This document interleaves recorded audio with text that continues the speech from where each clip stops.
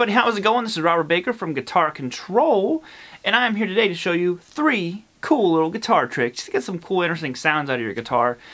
Just to, you know, spice things up sometimes. They can sound kind of cool to have a little moment of nonsense in a guitar solo or in your playing and stuff like that. So I have 3 of them here for you, and they're going to, you know, revolve around different techniques using guitar. I chose not to do any special ones with a whammy bar because not everyone has a whammy bar. So you can do all of these.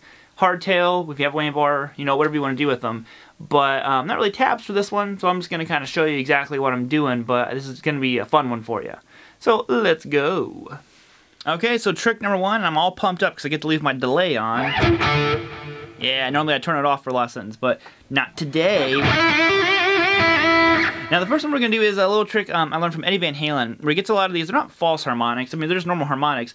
Basically you're going to do a trill, so I'm going to go 4, pull off 2, pull off open on the G. You just kind of keep that going. Now what you do next is you take your right hand and you take the little pump of your hand, or some people actually use like a finger, and they'll do it. I use my hand, and I just lightly let it touch strings. You know, this is a good way to practice controlling how much you're muting the strings, because like, if you open, here you can start to hear those harmonics, and what I'm going to do is I'm going to slide my hand lightly across the strings.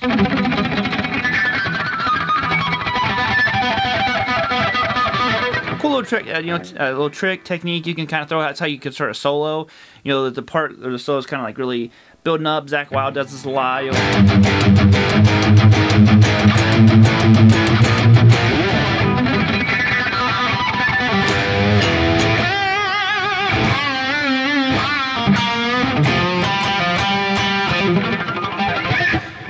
you can do it on any strings is what's cool. It's similar to like if you've ever done the technique where you just kind of pick an open string really fast and lightly get those harmonics up here.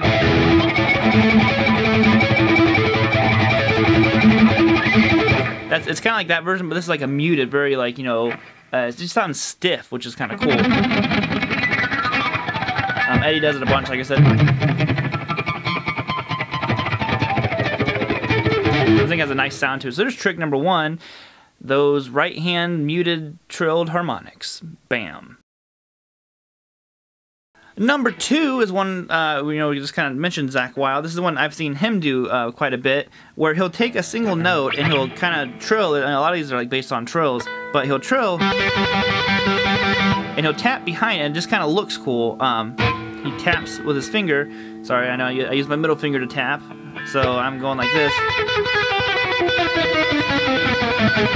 Like I said, it's just kind of like a moment of nonsense, but it sounds cool. It sounds cool to me anyways. You know, and what I'm doing is I'm taking my left hand and I'm muting the high E and B string, so they shouldn't ring out. And then I'm doing that trill on 16 on the G, and I put my right hand on 14 and I just move it chromatically.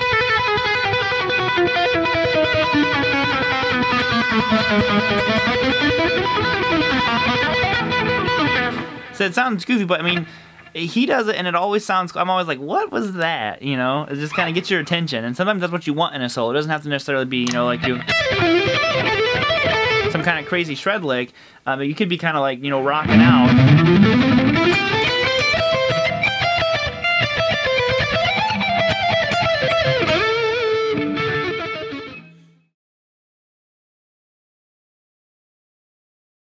Number 3, what could it be? Well, this is one I got from Randy, and there's kind of 2 different ways you can do a similar style of this one. I have a locking nut, so I can't do the one I'm going to do, but basically I'm going to do another trill, and I'm going to do this one on 7, trilling to 10 on the B string. So now Randy, because you know, if he had his Les Paul to kind of generate that whammy bar sound, he would reach behind the nut and he would push down on it. Now I can't do that because, like I said, I have a locking nut. But you could do that if you wanted to. I don't like to do that. That's not necessarily good for the nut on your guitar. But another thing he would do is he would trill and he'd reach behind the string and grab it and bend it with his right hand while he was doing a trill.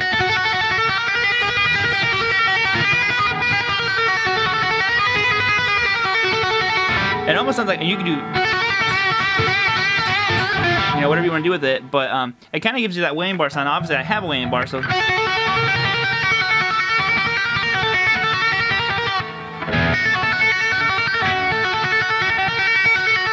kind of hear they sound the same.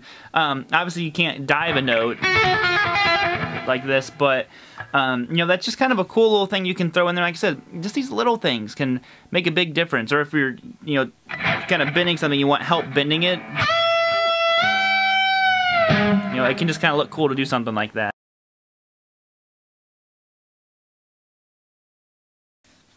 Oh, why don't we throw a bonus one in here? I know the title probably says 3, but we're going to do 4 because this one's bonus. Now, this is for all you whammy bar, you know, fellow Floyd people out there. And what you're going to do is you're just going to take your guitar, turn the volume on, of course, and you're going to compress one of the strings and let it hit your pickup.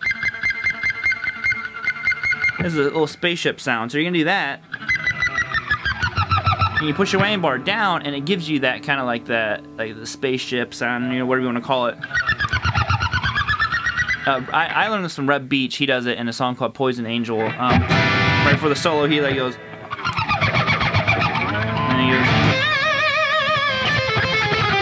you know, whatever the lick he does after that. But that is a little 4 bonus sound for you. You can also do the Eddie. Alrighty, guys, that is gonna wrap it up for us here today.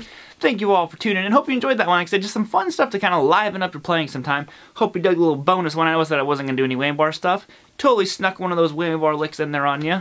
But other than that, I'll catch you all later. Have a great day. Peace out, and I'll see you later.